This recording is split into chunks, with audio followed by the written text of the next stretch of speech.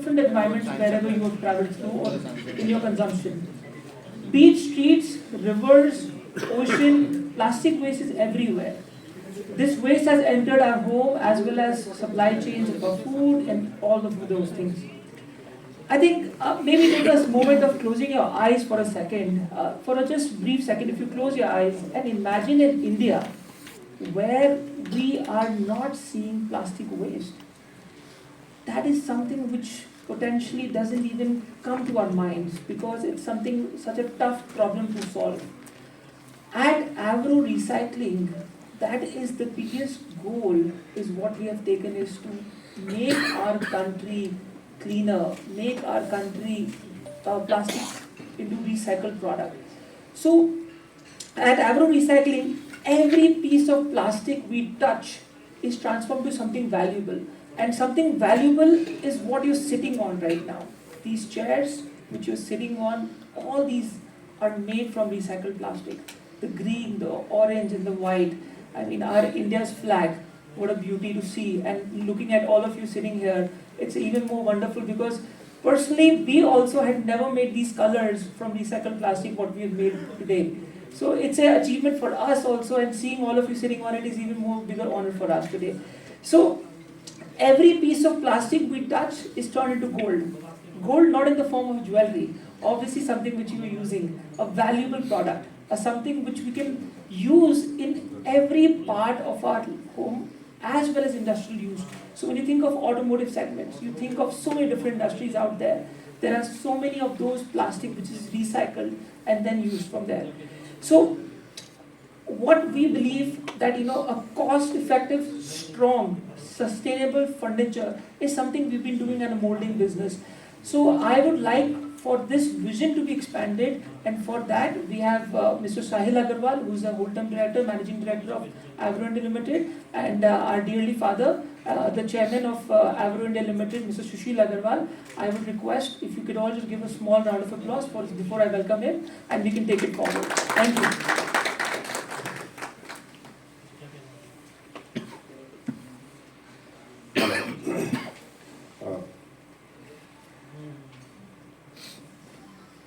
Namaskar and a very good afternoon to all of you.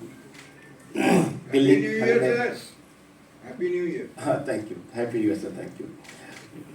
Delhi की ठंड में आप सबका स्वागत है, and I'm sure all of us are cozying in this room and feeling let's say the best of the world. बाहर एक अच्छा मौसम भी महसूस कर रहे हैं और अंदर एक गर्मी महसूस कर रहे हैं.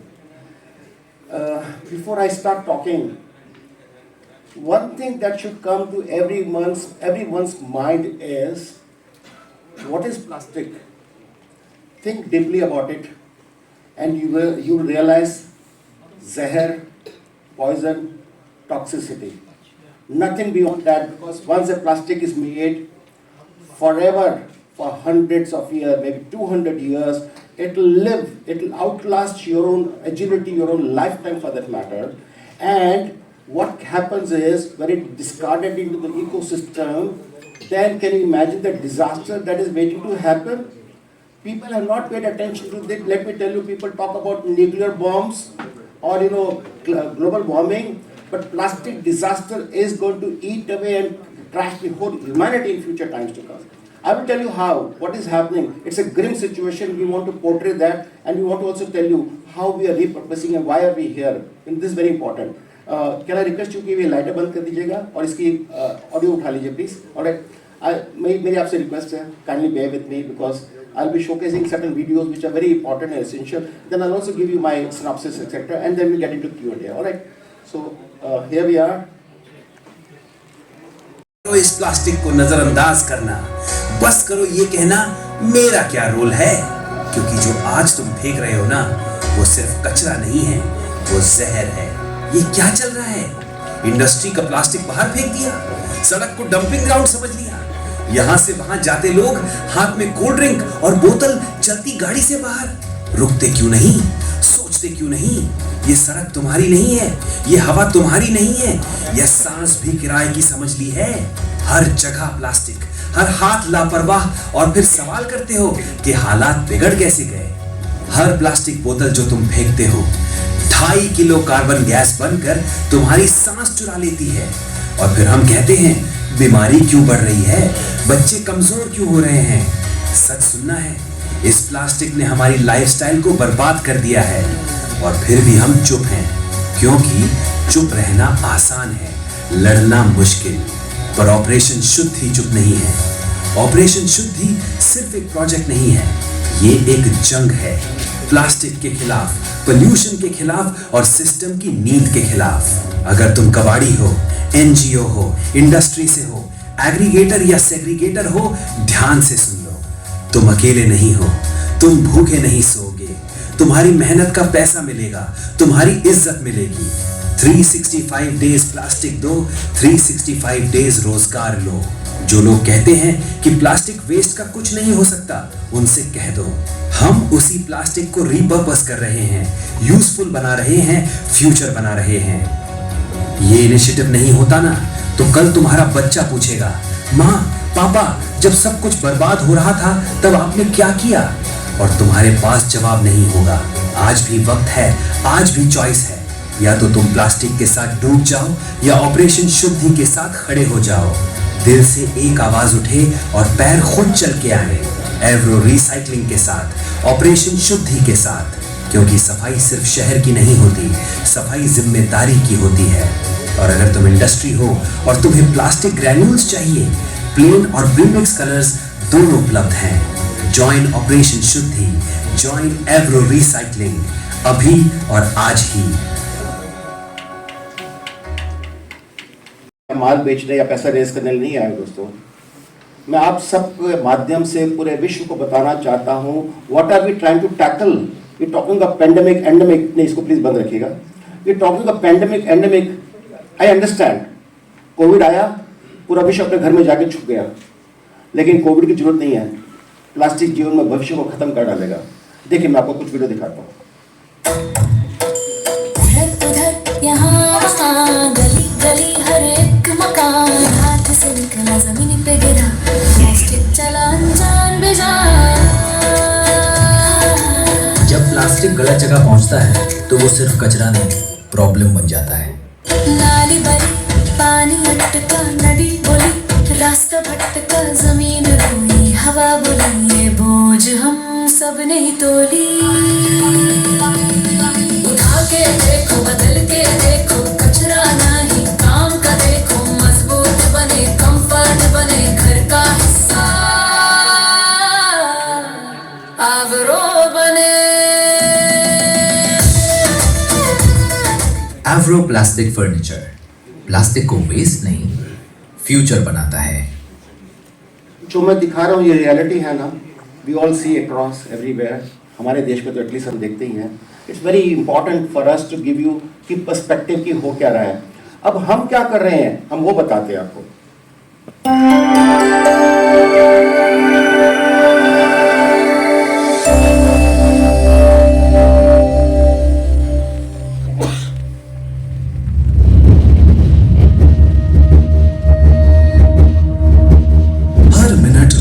प्लास्टिक बोतलें इस्तेमाल होती हैं। हर साल करीब 10 मिलियन टन प्लास्टिक हमारे समुद्रों में पहुंच जाता है। फिर वही प्लास्टिक जब माइक्रोप्लास्टिक बनकर हवा, पानी और हमारे शरीर में घुल जाता है, तब ये सिर्फ वेस्ट नहीं रह जाता, ये हमारी लाइफ का एक डार्क स्पॉट बन जाता है, जो कि हमें बीमार, बेहद बीमार कर सकता है। हम हैं एवरो रिसाइकलिंग, भारत की मिट्टी से जुड़ी एक कंपनी जिसने प्लास्टिक को प्रॉब्लम नहीं बल्कि एक पोटेंशियल अपॉर्चुनिटी की तरह समझा और इस पर एक मिशन की तरह कार्य किया। Hi, my name is Sahil Agarwal. I'm managing director of Avro India Limited. So हमें पता है plastics waste is a very big issue right now in our country, where plastic disposal, collection, sorting, segregation is again a very big issue. And अगर इसका properly disposal नहीं होता है तो ये कहाँ जाएगा? It will go in landfills. As Avro India Limited, we are contributing in collecting these plastic scraps and then converting into granules and then transforming into an end product which is plastic furniture. So through this initiative, we are contributing in saving the planet and building better future for our nation. हमारी सोच simple है, जो दुनिया फेंक देती है हम उसे नया जीवन देते हैं। हम विश्वास करते हैं कि हर प्लास्टिक पार्टिकल में एक नई कहानी छुपी है, उम्मीद की कहानी जो कि हमारे विश्व को बेहतर भविष्य दे सकती है। 23 साल के अनुभव के साथ एवरो रिसाइकलिंग भारत में सस्टेनेबल मैन्युफैक्चरिंग का नया अध्याय लिख रहा है। हमारा विजन है क्रिएट वेल्थ फ्रॉम वेस्ट। आज हम हर साल हजारों टन प्लास्टिक वेस्ट को रिसाइकल करते हैं। At Agro Recycling, we are committed to deliver robust solutions for the plastic waste, which will benefit our people, planet, and society at large, and move us towards a sustainable and a greener future. हमारी ताकत है उसकी technology. यहाँ हर plastic को वैज्ञानिक रूप से अलग धोया और फिर से बनाया जाता है। हम हाई एफिशिएंसी एक्सट्रूडर और एडवांस फिल्ट्रेशन सिस्टम्स यूज करते हैं ताकि हर ग्रेन्यूल हो हाईएस्ट क्वालिटी का। हमारे पास डेडिकेटेड R&D लैब है जहां पॉलीमर टेस्टिंग, स्ट्रेंथ एनालिसिस और ड्यूरेबिलिटी चेक्स रोज होते हैं।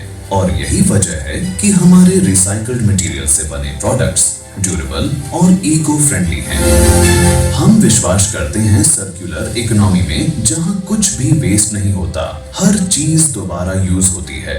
हर 1 किलो रिसाइकल्ड प्लास्टिक से हम 2.5 kilo greenhouse gas emission कम करते हैं। मतलब हर ग्रैन्यूल जो हम बनाते हैं वो प्लेनेट के लिए एक पॉजिटिव स्टेप है। एवरो रिसाइकलिंग सिर्फ इंडिया के लिए नहीं, पूरी दुनिया के लिए एक उदाहरण है। हम ESG स्टैंडर्ड्स और EPR रिस्पॉन्सिबिलिटी को फॉलो करते हुए ग्लोबल बेंचमार्क सेट कर रहे हैं। हमारा एम है इंडिया को प्लास्टिक फ्री बनाना और दुनिया को सस्टेनेबल ग्रोथ की दिशा दिखाना।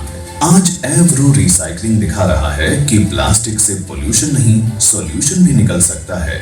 सोच बदलो, प्लास्टिक अलग करो, रिसाइकल करो और हमारे साथ मिलकर एक नई और बेहतर दुनिया बनाओ।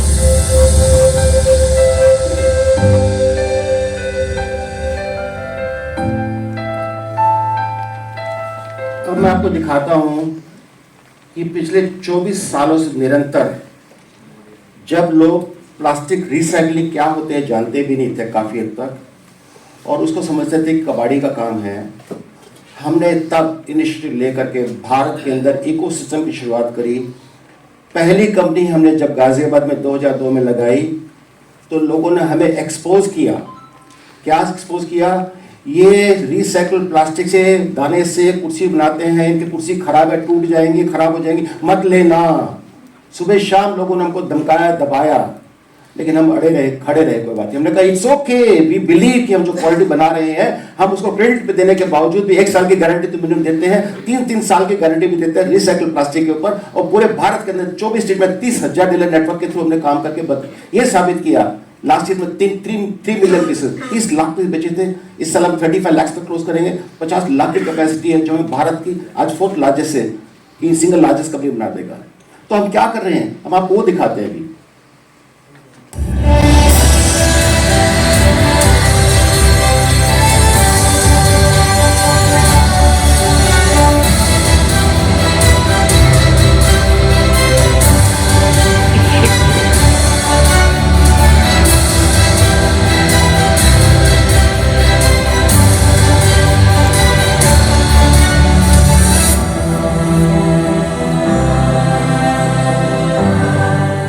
भारत का सबसे भरोसेमंद फर्नीचर अब हर राज्य, हर शहर और हर गली में, पूरे भारत में इसका डंका बजता है।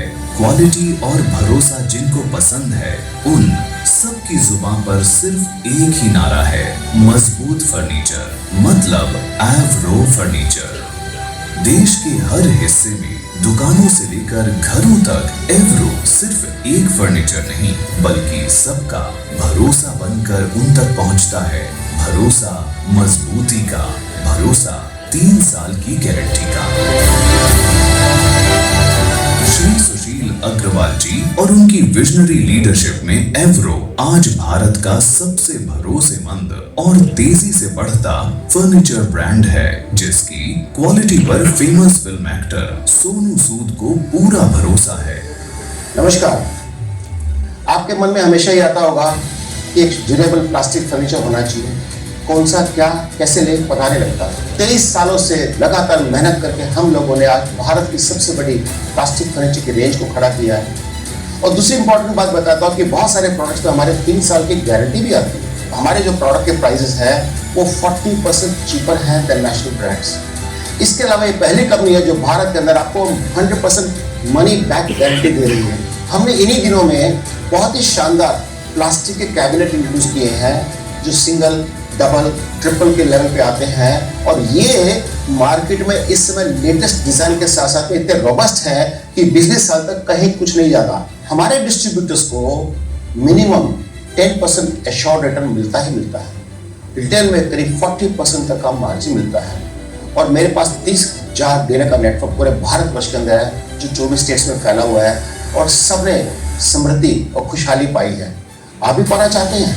बात कीजिएगा, आपको बहुत अच्छा लगेगा। 23 साल का एक्सपीरियंस, 3 साल की गारंटी और लाखों मुस्कुराते ग्राहक, यही है एवरो की पहचान। और जहां ये सब बनता है वो है एवरो इंडिया लिमिटेड। हमारे कर्मठ कर्मचारियों के हाथों से बनता है भारत का सबसे भरोसेमंद, सबसे दमदार, मजबूत फर्नीचर।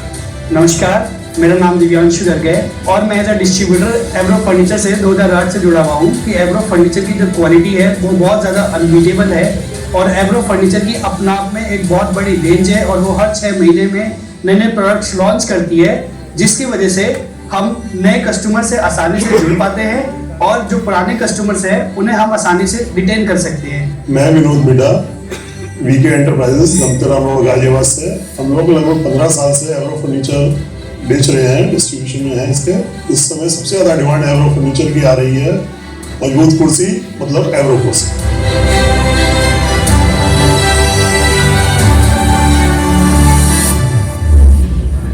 एवरो इंडिया लिमिटेड, जहां हर प्रोडक्ट सिर्फ प्लास्टिक से नहीं, मेहनत, प्रेसिजन और इंपोर्टेड मशीन और एडवांस मोल्ड से बनता है ताकि हर फर्नीचर रहे वर्षों तक परफेक्ट। हमारा सपना सिंपल है, भारत को ऐसा फर्नीचर देना जो स्टाइलिश भी हो और टिकाऊ भी। एवरो सिर्फ एक ब्रांड नहीं, एक कमिटमेंट है क्वालिटी, ड्यूरेबिलिटी और अफोर्डेबिलिटी का। हमें गर्व है कि आज एवरो भारत के हर कोने में मजबूती का सिंबल बन चुका है। स्टाइलिश डाइनिंग चेयर्स, टिकाऊ ऑफिस टेबल्स और घर की सभी जरूरतों के लिए अलमीरा एवं कैबिनेट्स, एवरो हर स्पेस और हर स्टाइल के लिए एक परफेक्ट रेंज पेश करता है, वो भी 100% मनी बैक गारंटी के साथ। एवरो आज प्लास्टिक फर्नीचर की दुनिया में भरोसे का प्रतीक है। हमारे प्रोडक्ट्स देश के सभी प्रमुख ऑनलाइन मार्केट प्लेस पर उपलब्ध हैं। हमारे तेजी से अग्रसर नेटवर्क से जुड़ने के लिए नीचे दिए गए वेबसाइट पर विजिट करें या फिर दिए गए मोबाइल नंबर पर संपर्क करें।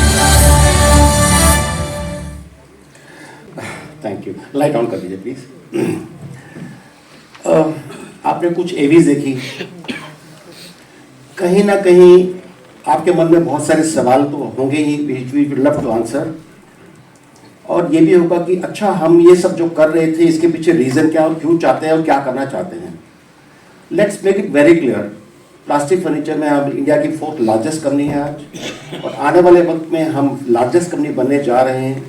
तो हमारे पास उसके लिए कोई ऐसी अनाउंसमेंट आपके लिए नहीं है कि आपको बोले कि आप हमारे के लिए बोल दीजिए। भगवान की कैसे 23 साल से लोग जानते हैं हमारे बारे में, लेकिन हमने रियली रियलाइज किया, धीरे धीरे रियलाइज किया कि प्लास्टिक जो श्राप बन गया समाज के लिए, आज की डेट में बड़े बड़े कॉर्पोरेट्स उनके पास शायद टाइम नहीं है, छोटी कंपनी के पास वेल विदाउट इंफ्रास्ट्रक्चर, टेक्नोलॉजी या इकोसिस्टम नहीं है, तो अल्टीमेटली करेगा कौन, उसको रिपर्पस कौन करेगा।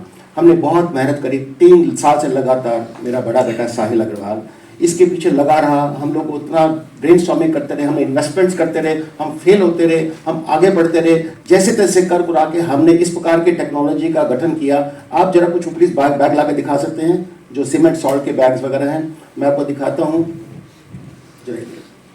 जो आप सोचिए, सीमेंट के बैग, सॉल्ट के बैग, पुट्टी के बैग, कैल्साइट के बैग, ये सब चीज़ें आप क्या करते हैं। कभी सोच के देखना, आज मैं जब आपको बताऊंगा आप सोचेंगे हम तो कुछ नहीं करते, ठेकेदार लेके चला जाता है। वो कहाँ लेके जाता है? वो कहीं लेके जाता है, वो किसी कबाड़ी को देता है। कबाड़ी क्या करता है? कबाड़ी इसको डाउन साइकिल करता है। लेट्स से एक 70 ग्राम का सीमेंट बैग है, उसमें 100 ग्राम के करीब सीमेंट चिपकी हुई है, वो तो किसी काम नहीं आएगी, किसी प्रोडक्ट बन नहीं सकता। तो उसको क्या करते हैं? डाउन साइकिल कर देते हैं उसको लोग। डाउन साइकिल करके उसको फिलर की तरह यूज करते हैं। 100 रुपए का प्लास्टिक की इकोनॉमिक वैल्यू 15 रुपए मात्र। क्या है वो प्रोडक्ट्स? ये देखिए आपके सामने, ये है प्रोडक्ट्स। इनसे दिखा दीजिए, अपने सूत्र उठा के दिखा दीजिएगा। ये सब चीजें जो आप डिस्कार्ड कर देते हैं, ओके। एंड इनसे क्या बना? इनसे कुछ नहीं बना। 15 रुपए की वैल्यू से पूरे भारत में हर साल 1 million metric ton, 10 lakh ton से सीमेंट के बैग निकल जाते हैं, जो कचरे की तरह यूज होते हैं। Recycling almost zero. मैं आपको सारा डेटा स्टैटिक्स देने जा रहा हूं। ये सारा डेटा स्टैटिक्स हमने आपको आपके इसमें भी दिया है, कवर के अंदर दिया है, आप उसको देख सकते हैं। लेकिन मैं आपको क्विकली रीड आउट करना चाहता हूं। मैं आज आपकी अंतरात्मा को झंझोड़ करके कहना चाहता हूं कि भाइयों, मैं भी आप ही की तरह आपका परिवार हूं। मैं यहाँ बैठा हूँ, इट डज नॉट मीन्स कि मैं बोलने वाला हूँ। मैं आपके सुनने को तैयार हूँ। मैं आप और मिल करके एक काम करना चाहते हैं, पूरे भारत को जगाना चाहते हैं कि प्लास्टिक डिजास्टर से कैसे बचा जाए। आज कंजप्शन कोई रोक नहीं रहा है, पूछ नहीं रहा है। लोग कहते हैं प्लास्टिक खराब है, शराब है, हम करने का कार्य अच्छा है। हम ये कहते हैं काम कीजिए, आप उसको डाउन सेट, आप उसको यूज कंजप्शन कम कर लीजिए। वो नहीं हो सकता, वो हमारे हाथ में नहीं है। वो कोई देखेगा, कौन देखेगा? हु दैट कि कोई देखेगा? वो कोई नहीं है, वो हम ही है। हम लोगों को कॉल लेनी है। तो I'm trying to tell you the plastic truth and the rare exception. क्या है वो? What I'm about to say is not an opinion. It is supported by data, trajectory, and lived industrial reality.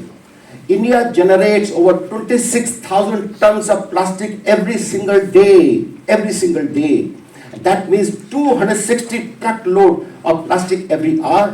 One truck every 14 seconds, nearly 10 million tons per year.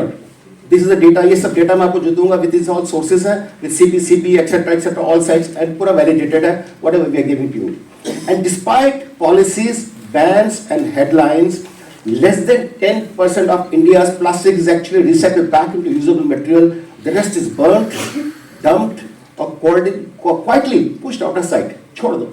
I got a call from Joshimath saying 2 lakh cement के bag पड़े हैं। Crisis call. अगर तुम जला देंगे तो DM पकड़ लेगा, तो आप ले जाओ। मैंने कहा I can pick up from Joshi. Sir हम कैसे भी ले जाओ सर, हमको बचा लो, बिकॉज अगर तुमने इसको आग लगा दी, रात को क्या करते हैं, यू विल बी शॉक्ड। पहाड़ों में लोग क्या करते हैं, कंस्ट्रक्शन साइट में लोग क्या करते हैं, रात को ना उठा के कहीं कोने में जाके उसको आग लगाते हैं, पेट्रोल डाल के आग लगाते हैं कि जला दो इसको। किसी को पता नहीं किससे जलाया। What a disaster. I mean just और इसको जो टॉक्सिक गैस है, वो टॉक्सिक गैस जब ह्यूमंस के अंदर जाएंगे, मल्टीपल ऑर्गन फेलियर हो जाएगा। There are called फ्यूरॉन्स।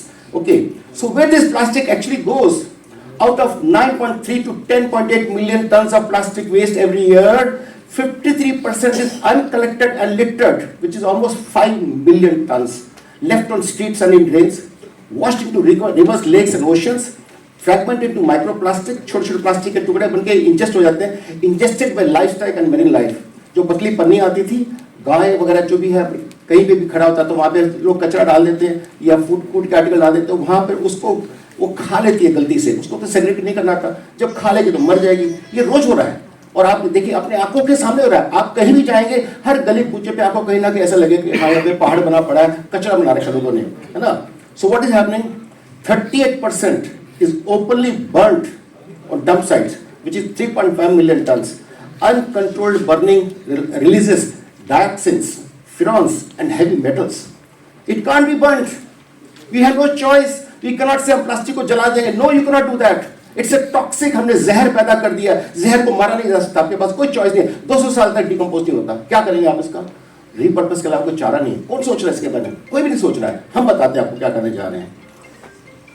Uncontrolled, इसके अलावा a major contributor to toxic air of 56.8 million tons of solid waste burned annually. 56.8 million tons of solid waste burned annually. 5.8 million tons is plastic in that.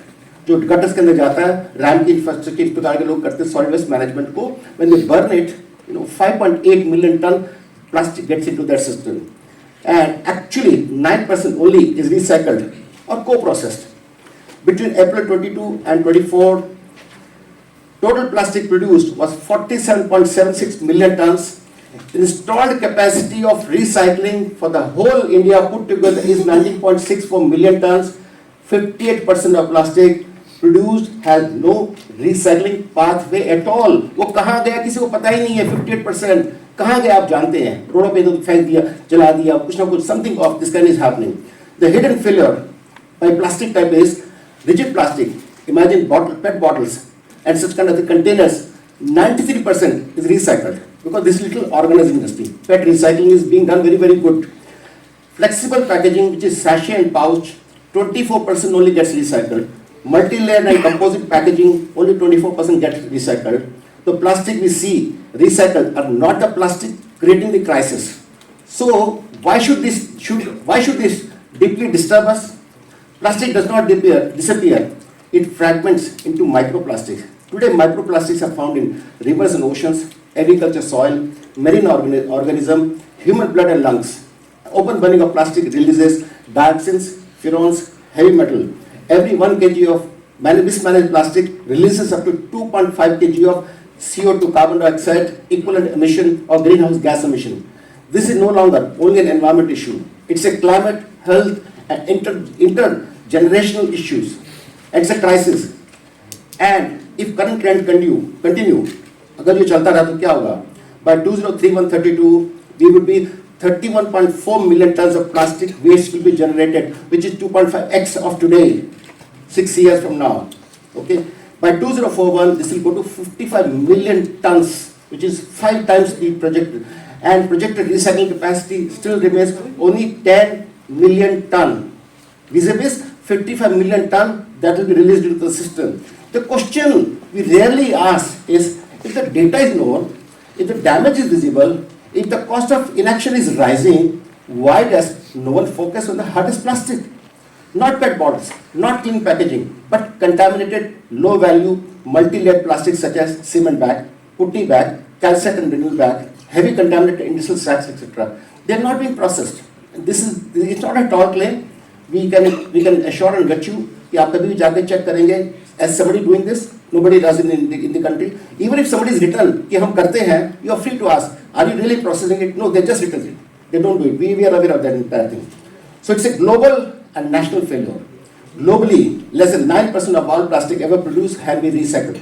Ever produced. You have a legacy waste. पिछले 30-40 सालों का legacy waste चल रहा है beyond this. And India mirrors this failure as per greater scale. So if this continues, plastic waste will double within a decade. Cleanup and health cost will exceed recycling investment. We will leave behind a toxic inheritance. So, who stepped in where others walked away?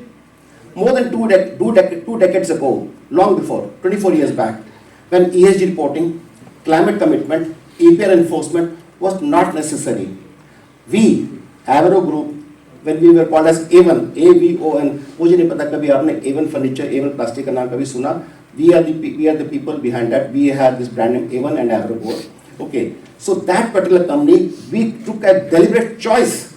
It was not compulsory, it was a choice to use recycled plastic instead of virgin plastic. When I started, I told you in the initial step, people said, he's a kabadi, don't buy from him, ये सब टूट जाएगा, खराब है, ये चोर आदमी है. You know, people started talking, they were exposing us, oh, recycled plastic से बनाता है. But we took the pride and we said, yes, हम कर बनाते हैं. आज बड़ी कंपनी का प्रोडक्ट प्राइस 400 रुपया, मैं 150 रुपये ले रहा हूँ. मैं आपसे मिसयूज करके चार्ज नहीं कर रहा हूँ. मैं आपको बेवकूफ़ नहीं बना रहा हूँ. And you are making 100 rupees on my chair. So people had no qualms, they had no issues about it.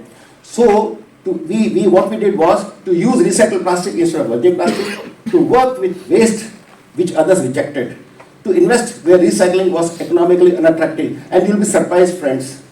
ये बात जो मैं आपको बता रहा हूँ बहुत इंपॉर्टेंट है. 24 साल पहले मैंने जब रिसाइकलिंग शुरू की तो उस समय दाना नहीं मिलता था.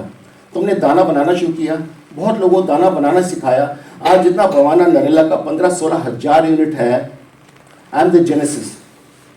मैं उसका पापा हूँ. People affectionately call me Papa. I am also National President of Furniture Manufacturers Association, besides being past chairman of CII West UP. So what they say is कि सुशील अग्रवाल ने जब शुरू किया, when I started, people were watching. ये आज feel होएगा, कल feel होएगा, परसों फील होएगा. When they watched me growing, they said, oh my God, ये तो grow कर रहा है. So they also started aping. I have been responsible in creating an ecosystem of 5,000 crore rupees of plastic furniture in India. I started genesis कहीं से शुरू होता है, मेरे से शुरुआत हुई थी. इस बात का मुझे एक खुशी है कि मैंने जो एक छोटी जोत जलाई से जोत जल्दी चलेगी, आज भारतवर्ष के अंदर काम हो रहा है. So this was not driven by compulsion, it was driven by foresight. Avro furniture is available, I said, in 24 states, 30,000 dealers, and whatever quantity I said. So that early commitment has delivered tangible outcomes today. India's largest flexible plastic recycling facility exists with us. We have 4 plants, 2 plants manufacturing furniture, 2 plants doing recycling business in Ghaziabad. And मैं हाथ जोड़ के आपसे welcome करता हूँ. All of you are welcome. I will give my number. Everybody will have data and access. 365 days we work. If you have time on Sunday, Saturday, you tell us रात को 12 बजे आना है. Come anytime. Please come and have a look at the whole infrastructure, facility, and how we are repurposing. It will give you a lot of pride. आपको लगेगा अच्छा हमने आपकी आंखों के सामने देखा. People talk about startups and so on so forth. हम ऐसा करेंगे वैसा करेंगे. ये कंपनी कर रही है. इतने साल करने के बाद आज हमको प्रेस को बताने आ रही है. उफ क्या बात है. मतलब we need to be patted कि यार तुमने क्या काम कर डाला. Okay, and we certainly want the highest authority हमारे देश की. मैं नाम लेना नहीं चाहता, तो जानते मैं किसी बात कर रहा हूँ. हम चाहते हैं उनका आशीर्वाद कभी हमें मिले कि हाँ भाई सुशील तुमने जो किया कमाल ही कर दिया. ऐसा कभी सोचा नहीं लोगों ने, तुमने बिना सोचे कर डाला, कमाल की बात है. तो what we are trying to do is we have the capacity to recycle heavily contaminated industrial plastic, including cement bags, putty bags, calcite and mineral packaging. This waste is converted into industrial grade recycled material. आज automotive component, dashboard, bumper, headlights, air coolers, washing machine, including plastic furniture. You talk about anything. 66% of the global consumption and production happens of 3 polymers: polypropylene, high density polyethylene, and low density polyethylene, PP, HDP, and LDP. And we happen to be the same segment area. So today we know how it should be repurposed. जो plastic market में scrap के रूप में छोड़ दिया गया था free of cost के लिए, हम उसको सप्लाई चेन मैनेजमेंट से कलेक्ट करके उसको रीप्रोसेस करके आपको हमने कुछ ग्लिम्स दिखाई थी, washing, grinding and so on so forth etcetera etcetera. When you see the plant it will be very different feeling all together. तो हम उसको करके 100 रुपए की इकोनॉमिकल वैल्यू के लेवल पे ला रहे हैं. एंड द ब्यूटी इज हम जिनको दे रहे हैं ये कंपनियां, they will get the same 100% virgin metal का replacement from us. We will give you technical data sheet with our lab, and it can be tested across globe. Germany भेजते कहीं भेजते, we validate that. And I guarantee and challenge कि अगर जो मेरे product पे एक काम कर सकते हैं, मेरी टीम से मैं रिक्वेस्ट करूँ, ये रिसाइकल प्लास्टिक की टेबल पड़ी खड़ी है, रखी है. This is recycled plastic table. Can somebody come and stand on this please? आजी पीयूष जी अभी फटाफट आजी. This is made out of 100% recycled plastic. नीचे रख दीजिएगा. आइए. Just stand on it. Be careful. Be careful, please. ठीक है ना? आराम से.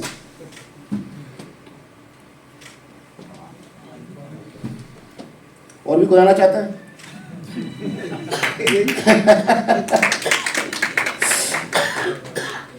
Thank you. This is a proof of concept. ये table, you will be surprised. It can take the weight of 500 kgs, friends. कभी कोई टेबल 500 किलो रखता है क्या? खाने पीने का सामान 5 किलो का नहीं होता है ना. We have designed that way. And what I'm saying is, today, if Toyotas and Marutis and multinational companies say, all right, Mr. Agarwal, we want our dashboard, bumper, headlights, etc. to be of this specification. Can you give it to us? Yes, sir. Give us an opportunity. We will give you at 40% cheaper price than what you would have paid to the other companies for procuring that. In fact, they take it for 115 rupees kg. 100 rupees मान के चलिए last का price है, 15 rupees kg for the pre-mix compound etc. We will give you for almost as much as 70 rupees to 75 rupees kg, maybe less than that itself, and it will match the same specification that of Virgin. And I will challenge in such a way that I will not show you. You give me your virgin material and I use my recycled material. We make the products. We will just leave it, get them tested, and then tell us if they match the same equivalent quality. Then what will you say? 40% cheaper and available, and it's matching. Wow, who's doing it? Avro. We are doing it. We have gone into so much depth. मेरे खून के अंदर 5 litre में से कई litre तो plastic बहता है. So we are very confident, and so this is not a downcycling, dear friends. It is wealth created from waste. Without compromising quality. अगर मैं इससे बच्चों को खड़ा करने दूँ, मैं भी खड़ा हो सकता हूँ, मैं मेरे बच्चे हम सब खड़ा कर दिखा सकते हैं। नॉट ओनली जस्ट ये जितनी चेयर्स आप देख रहे हैं रिसाइकल प्लास्टिक से बनाएगा, आपको कैसा लग रहा है? आपको विश्वास ही नहीं आएगा, अरे ऐसे कैसे हो सकता है?